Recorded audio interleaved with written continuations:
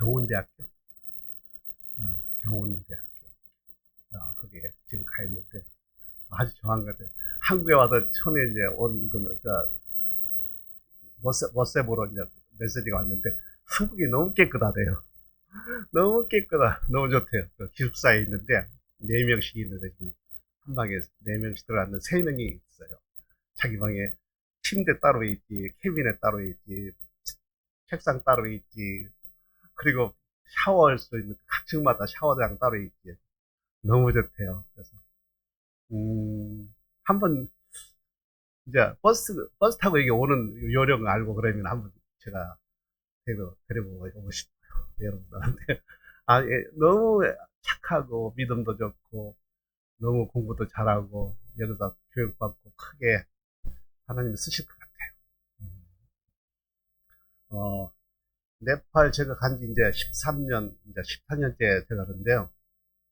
그동안도 많이 변했죠. 우리 기독교 인구도 많이 늘어나고, 부흥도 되고, 현재 한 4만 개 정도 교회가 있는데, 대부분 가정교회입니다. 아까 그런 가정교회.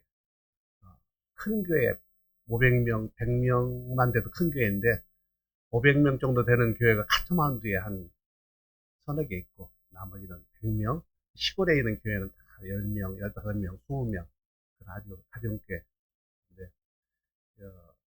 학교 근처에 이제 이렇게 교회를 세우게 돼서 아이들을 이제 중심으로 이렇게 데려다가 키우려고. 어른들은 안 변합니다. 전도하기 너무 힘들어요. 근데 아이들은 잘 받아들이기 때문에 어려서부터 그 신앙교육을 하고 하나님 말씀 듣고 하면은 그게 가슴에 이렇게 새겨져 있기 때문에 잠시 이렇게 방향을 틀었다가도 다시 돌아올 확률이 많거든요. 그래서 아이들은 순수하게 받아들이기 때문에 아이들을 이제 어, 주로 이렇게 해서 지금 학교에서는 교육, 어, 교회에서는 신앙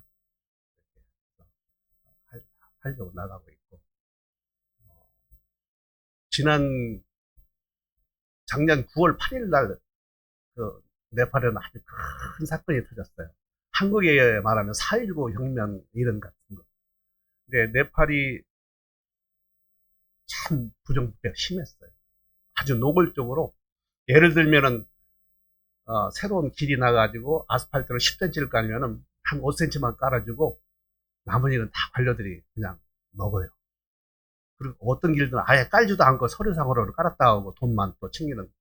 그러니까 관료들이 그걸 계속 해왔기 때문에 그게 아예 타성이 있고 그걸 또 그렇게 하는가 보다 생각하고 국민들이 또 거기에 대한 그 어떤 저항의식도 없고 그래서 네팔 못 사는 나라 한 1,500불 정도 됩니까? 못 사는데 근데 관료들 그런 사람들 자녀들은 해외 나가가지고 막 돈을 흥청망청 쓰는 거예요. 삐까삐까는 브랜드 뭐 옷에다가 뭐 시계 뭐 핸드백 뭐 이거 가지고 또 자기들끼리 자랑을 해요. 그래서 그걸 또 막 SNS에 올렸어요. 그러니까 네팔에 있는 젊은 사람들 또 그런 사람들 그걸 보고 막 분이 화가 났던 거예요. 나가지고 그런 것이 분위기가 좀 안 좋아지니까 네팔 정부에서 SNS를 차단했어요. 몇 개만 빼놓고. 오, 그러니까 더 난리가 났던 거죠. 네팔 사람들은 한 700만이 해외 나가서 막 그냥 심의를 해가지고 자기 고국에 있는 식구들 먹여 살리는데 유일하게 SNS 서로 안부 전화 묻고 이러는데 그게 차단이 된 거예요. 그냥 더 사람들이 막 그냥, 어, 열이 받칠 거죠. 그래서 9월 8일 날, 카트만두 시내에 다 나와라. 나와서 이게 항의하자, 시위를 하자 하고 항의가 시작했는데 오후쯤 돼가지고 국회의사당 쪽에서 항의하던 데모대를 향해서 총을 발사했어요. 그래서 그 부근에서 한 20명 정도가 현장에서 죽고 수십 명이 그냥 총상을 입고 병원에 실려갔어요. 근데 그게 온 30간에 그 네팔 전국에 퍼졌죠. 그런 과정에 통행금지가 실시가 됐어요. 통행금지. 아무도 길가에 나오지 않아. 나오면 체포한다. 그럼에도 불구하고 그 있던 날 막 아침부터 막 사람들이 길거리에 몰려 나오는데 네팔 사람들 또 배짱은 있어요. 막 총 가지고 쏜다. 가까이 오지 말아라. 들어가라. 했는데도 쏠 테면 쏘라. 이러면서 막 물려드니까 경찰들도 그냥 이게 안 되겠다 하고 총 가지고 도망갔어요. 제일 먼저 경찰로부터 막 불 지르고 국회의사당 불 지르고 대법원 불 지르고 시골에 있는 그 면사무소 다 불태우고 또 정부 강요가 연계되어 있는 큰 호텔 힐튼 호텔 같은데 아주 새카마가 다 태웠어. 뭐 큰 백화점이 여러 개 있는데 그 백화점도 다 태우고 그러면서 그 두 번째 날 막 폭동이 일어나가지고 불과 한 4시간 만에 완전히 정부가 무너졌어요. 수상 관제에서 앰뷸런스 타고 비밀리에 빠져나가가지고 헬리콥터 타고 군부대에 가서 숨어버리고 어떤 장관들은 잡혀가지고 막 그냥 그 사람들 앞에서 막 몰매 맞고 발길질 당하고 막 엄청나게 몰고 갔고 어떤 집에서는 강요 집에서는 한 방이 그냥 돈으로 가득 찼어요. 미국 달러도 막 자기들 네팔 루피 뭐 그걸 막 그냥 그 사람들 가지고 떠나가서 막 하늘에 막 뿌리는 거예요. 그게 막 동영상에 다 나오고 그래서 12시 딱 되니까 이 현 정부가 그냥 손 놓고 다 도망갔어요. 그래서 임시정부가 들어섰는데 나이가 70이 훨씬 넘은 70대 중반 그 여자 대법관인데 그분이 평상시에 좀 중립적이고 좀 청렴하고 이런 그 인식이 있어가지고 그분을 추대를 해서 그분이 임시 수상이 돼가지고 지난 3월 6일 날 선거가 이루어졌어요. 근데 저는 생각하기에 네팔의 그 산골 그 투표하기 힘들고 그 투표한 가지고 와서 또 개표하는 것도 힘들고 이 과연 정면 공대한 선거가 이루어질까 걱정했는데 그 수상이 너무 잘했어요. 그 산골에 있는 그 투표지를 다 모아가지고 어느 정도 모아지면 그걸로 사람이 운반하면 시간이 걸리니까 헬리콥터를 다 보내가지고 헬리콥터로 수송을 해서 개표지에 모아가지고 한 3일 만에 어, 개표가 완료됐는데 놀랍게도 이번에 그 젠지 무브먼트 그 운동에서 후원했던 그런 사람들이 3분의 2가량은 국회의원이 됐어요. 그 수상이 누구냐면 이제 이틀 전에 취임했는데 35살 먹은 말렌 사라는 사람인데 그분이 전에 카트만두 시장을 했어요. 시장을 하면서 부정부패 절대 안 돼. 그리고 길거리에서 뭐 이건 교통 위반, 그다음에 길거리에 쓰레기 뭐 버리는 거 절대 안 돼 가지고 그걸 아주 엄격해 가지고 아주 그 사람이 시민들로부터 인정을 받고 신뢰를 쌓았어요.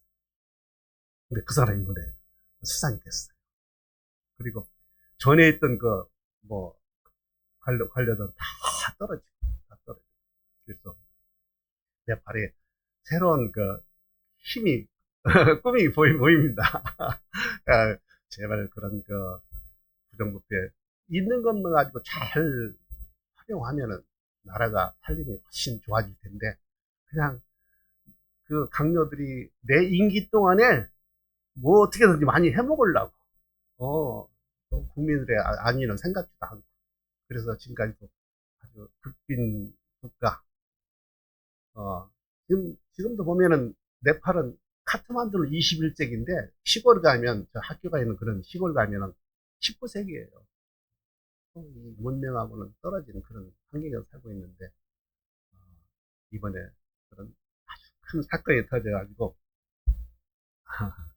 네팔에 간 현장에서 제가 직접 목격을 했잖아요. 저희 공화원에서 200m 정도 떨어진 곳에 관료들만 사는 한 몇십 채 집이 있어요. 아주 저택이에요. 저택 어마어마하게 돈을 들여가지고 집을 졌는데 그거 할 때 저희가 걱정했어요. 사람들이 이렇게 못 사는데 왜 이렇게 많은 돈을 들여서 그 관료들 집을 졌나 생각했는데 그 집을 이번에 다 불태웠어요. 아침 한 10시 됐는데 헬리콥터가 막 오더라고요. 와가지고 살고 있는 사람들 데리고 피난시키고 나서 한 30분 지나니까 막 하고 터지는 소리가 들리는데 가스 실린더 탱크 있죠? 우리는 그 도시가스가 없어요. 그거 사다가 그걸로 연결해서 밥을 짓는데, 그걸 이제 불에 놓고 막 하니까 이게 터져가지고 한 200m 떨어진 우리 공화원에서도 막 유리창 막 뚫릴 정도로. 거기를 가다 보니까 그 몇십 채 되는 집들이 다 불탔어요.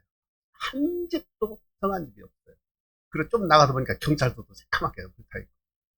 네, 이번에, 뭐야, 소동이 없이 선거가 잘 치러지는 기적 같은 일이에요. 기적 같은 일.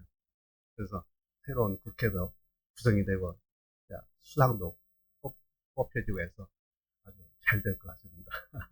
여러분 계속 기대해 주시기 바랍니다. 간단히 말씀하고 또 제 간증도 드리겠습니다. 오늘 말씀은 잠언 16장 9절 말씀.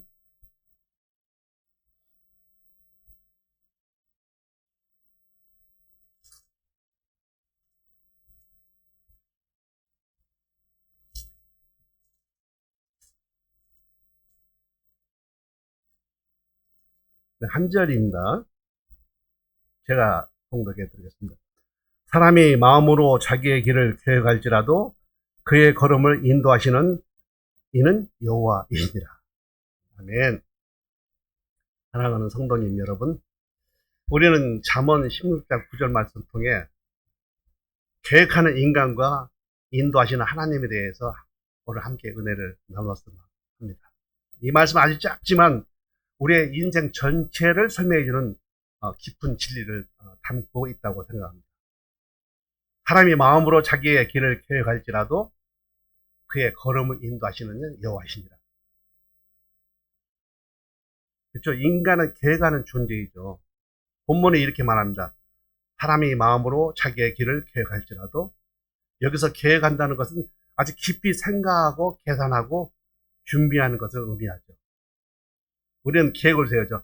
학생은 진로를 세우고, 부모는 자녀의 미래를 세우고, 사업가는 사업 확장을 계획하고, 또 목회자는 교회의 방향을 계획하지요. 계획 자체는 잘못된 것이 아니죠. 오히려 성경은 무책임한 것을 칭찬하지 않습니다. 누가복음 14장 28절에서 망대를 세우고자 할 때 먼저 앉아 그 비용을 계산하지 아니하겠느냐라고 말씀하십니다. 계획은 지혜이죠. 지혜입니다. 그리고 준비하는 것은 책임이 되는 것이죠. 성실한 신앙인은 무계획한 사람이 아닙니다. 그러나 문제는 이것이죠. 하나님의 뜻이 없이 계획을 세운다는 것이죠. 그래서 인생은 내 계획대로만 되지 않는 것 같습니다. 우리는 이렇게 말합니다. 내년에는 이렇게 될 것이다. 이 길이 가장 안전하다. 이 선택이 옳다. 그런데 인생을 살다 보면 어떻습니까? 예상치 못한 질병이 오고, 갑작스러운 경제적 변화도 생기고, 사람 관계의 갈등도 생기고, 또한 생각하지 못했던 기회들이 또 생길 수도 있습니다. 내 계획은 완벽해 보였는데 하나님의 계획은 전혀 다른 방향으로 흘러갈 수도 있습니다. 왜 그렇습니까? 왜 하나님은 우리의 계획을 그대로 두지 않으십니까? 그 이유는 단 하나입니다. 하나님은 우리보다 더 큰 그림을 보고 계시기 때문입니다. 그런데 주목할 것은 하나님은 길이 아니라 걸음을 인도하고 계십니다. 본문을 자세히 보십시오. 그의 길을 계획할지라도 그러나 하나님은 그의 걸음을 인도하신다 라고 말씀하십니다. 길과 걸음은 다릅니다. 길은 전체의 방향이죠. 걸음은 지금 이 한순간에 한 발입니다. 우리는 멀리 보고 싶어 하는데 그러나 하나님은 오늘의 우리의 한 걸음 한 걸음을 인도하십니다. 왜 그럴까요? 우리가 모든 미래를 알면 교만해질 것 같습니다. 저도 인생 76년째 살아왔는데 한 걸음 한 걸음 내일 일을 알 수 없는 가운데 하나님께서 제 발걸음을 인도해 주셨다. 이거 한 걸음 한 걸음은 절대 우연이 아니고 하나님의 섭리 가운데서 우리 가정을 인도해 주셨다. 이렇게 생각합니다. 마치 밤에 등불을 들고 걷는 사람처럼 말입니다.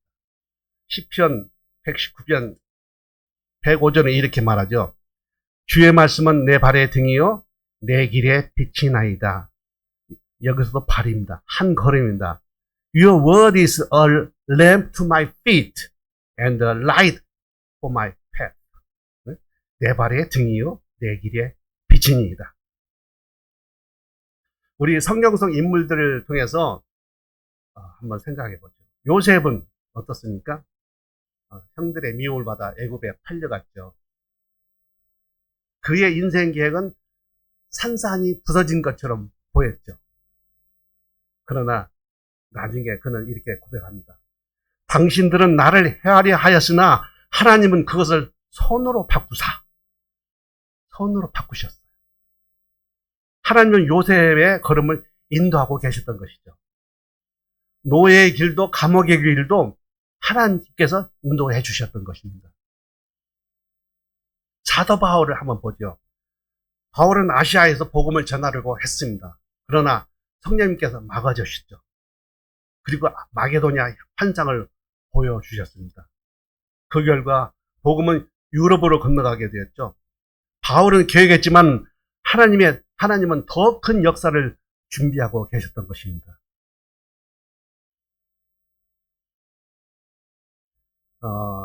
저희가 2024년도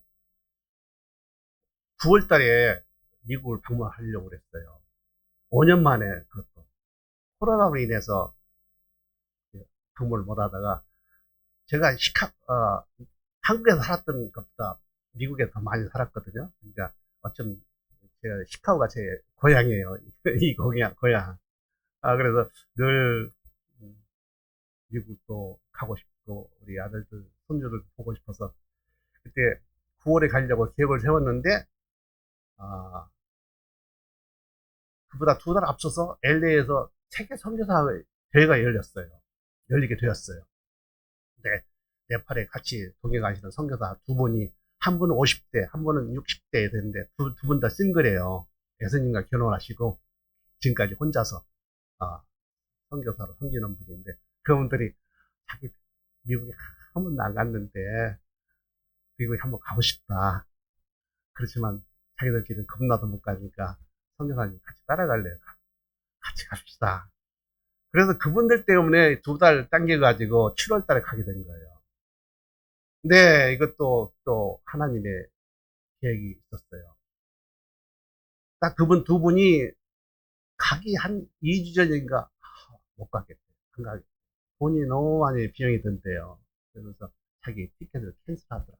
캔슬하는데 그것도 페널티가 앞으로 많이 붙는데도. 근데 우리는 이미 가기로 했는데 2달 후에 가기로 했지만 이미 2달 먼저 가는 것도 뭐 나쁘지 않아서 그냥 우리는 캔슬하지 않고 LA 가서 이제 그 선교사들 만나고 바로 이제 제 이 고향 시카고로 비행기를 타고 가서 거기서 4일 정도 지내다가 캐나다 토론토에 저희 여동생이 있어요. 거기 갔죠. 이 한 걸음 한 걸음 주님께서 인도해 주셨어요. 지나놓고. 근데 거기 가서 하룻밤 지나고 났는데 갑자기 제 아내가 이경의 선교사가 이 호흡곤란이 와가지고 병원에 실려갔었어요. 응급실로 갔는데 처음에는 코에 그냥 산소 이렇게 꽂고 이렇게 할 수 있는 간다는 거 하고 링거 꽂고 그러고 이제 검사를 이렇게 시작을 했는데 한 몇 시간 후에 갑자기 막 혈압이 떨어지고 맥박도 떨어지고 숨도 못 쉬고 그러니까 막 응급처치해가지고 막 여기다 구멍을 뚫어가지고 약을 막 한 5가지 정도 집어넣고 여기다 또 뭐 집어넣고 이제는 이제 자기 혼자 숨을 못 쉬니까 인튜베이션이라고 호스를 폐로 직접 집어넣어서 숨을 쉬게 하고 너무 싶은데 근데 우리 아들들한테 긴급 전화를 했죠.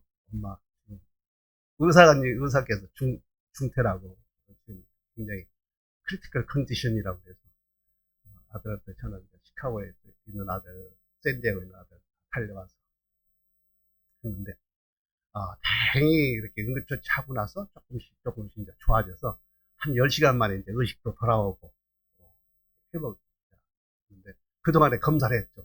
했는데, 이 판막이 나빠가지고, 판막이 2개인데, 하나는 완전히 갈아야 됩니다. 하나는 좀 이렇게 고치면 돼요.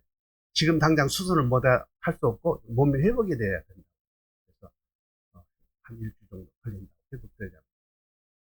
그 병원에서 이제 토론토에 있는 큰 병원이거든요. 거기서, 회복하는 것을 기다리고 있었는데, 저희가 캐나다 쪽은 보험이 혜택이 안 되니까, 첫날에 딱 보니까 캐나다 돈은 10,000불이에요. 하루. 미국 돈은 한 7,000불. 일주일, 6일 생각하니까, 이게, 만만치 않아요.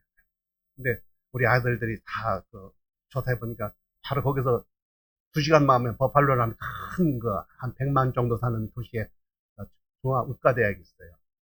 예. 그리 이제, 예, 의사 연결해가지고, 그리 가려고. 왜냐면, 미국에서는 저희 아내가 한 30년 직장 다니면서 의료보험을 낸 게 있어가지고, 커버가 되거든요. 그래서, 한 6일 정도 있다가, 앰뷸런스를 이제 불러가지고, 2시간 정도 걸리니까, 앰뷸런스 불러서 가려고 하는데, 앰뷸런스 회사마다 한 3개 정도 전화했는데, 차가 안 되는 거예요. 한 3일이나 된대. 3일, 3일 정도 또 비행이 계속 여기는 나갈 텐데. 그래, 걱정하고 있었는데, 안 되겠어요. 그냥 우리 아들 개인차로 가겠다. 산소통만 하나 달라. 그러니까, 처음에는, 오케이, 그렇게 하라고. 그러면서, 제 아내 침대 옆에 산통 이만한 거, 큰 것을 갖다 주더라고요. 딱 놓고, 그 이튿날 딱 가려고 했는데, 그랬더니 아침에 가니까, 그 병원 매니저하고 의사하고 하는 얘기가, 우리가 3일 동안 돈을 안 받을 테니까 그냥 여기 있고 앰뷸런스 타고 하라. 아무래도 이 개인차로 가면 위험하니까. 그래서 너무 고맙더라고요. 그래서 그렇게 하고 3일을 채 안 기다렸는데 앰뷸런스가 마침내 가능하다고 그래서 앰뷸런스 타고 이제 버팔로 미국 쪽으로 건너가서 거기서 한 열흘 후에 수술을 했는데, 선교사라고 토론토에 있는 병원에서 하니까, 거기는 미국은 무조건 치료부터 해줘요. 돈 내라 써주는 안 돼요. 네팔 같은 거 어려웠죠. 돈 안 내면 입원도 안 시켜주고 치료 시작 안 하거든요. 근데 미국이나 캐나다는 치료부터 사람부터 살려놓고. 근데 나중에 병원 측에서 토론토 병원 측에서 보험이 없는데도 우리가 선교사고 뭐 미국에 집도 없고 지금 네팔에서 거주하고 그러고 하니까 나중에 보니까 한 90%는 디스카운트. 그리고 나머지 한 15,000불 되는 것도 한 달에 1,000불씩 이렇게 할부라고 하죠. 그래서 얼마나 이것도 고마운지. 근데 만약에 우리가 네팔에 있었으면은 이 사람 이게 치료도 안 될 뿐더러 치료를 해준다 해도 엄청나게 뭐 아마 억 이상 달라고 했을 거예요. 그런다고 만약에 비행기를 타고 올 수도 없고. 그러니까 지금 생각하니까 2달간 미리 앞서서 9월 달에 갈 걸 7월 달에 간 것이 하나님의 계획이었어요. 안 그랬으면은 이 사람 여기에 앉아 있지도 못할, 근데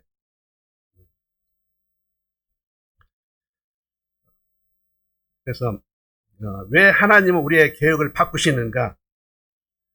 우리를 겸손하게 하기 위해서 그러시는 것 같아요. 그리고 둘째, 우리를 보호하시기 위해서 또 그렇고, 또 제 안에 우리처럼 더 좋은 길로 인도해 주시기 위해서 계획을 바꿔주시는 것 같아요.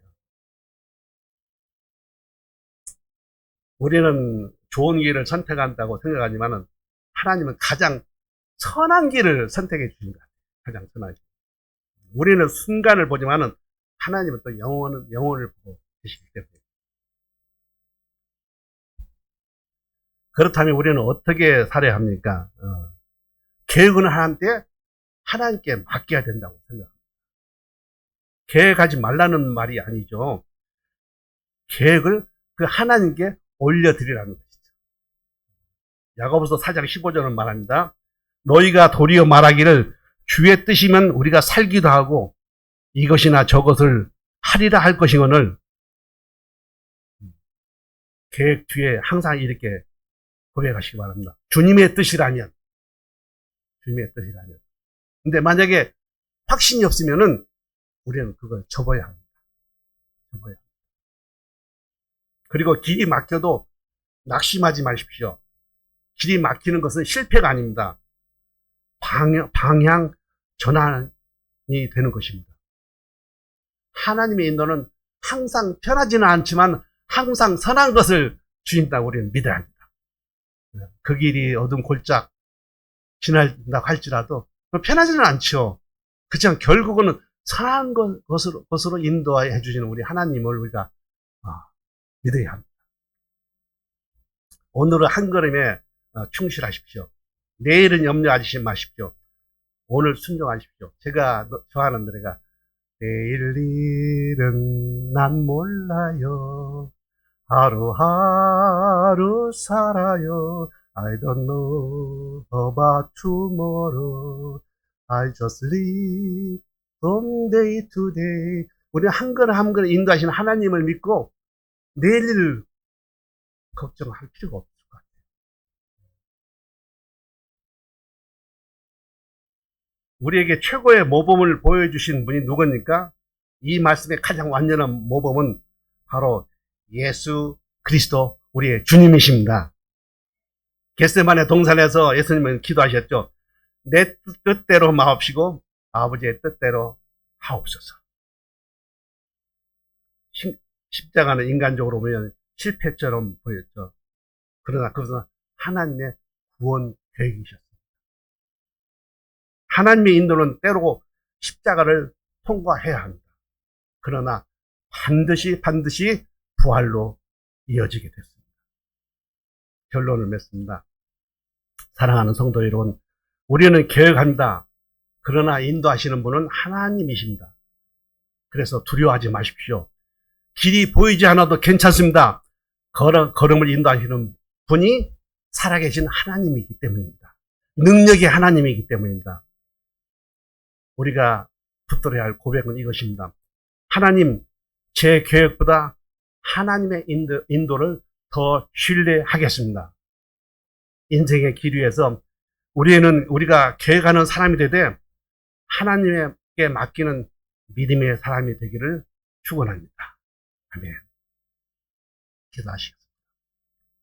전능하신 아버지 하나님 감사합니다.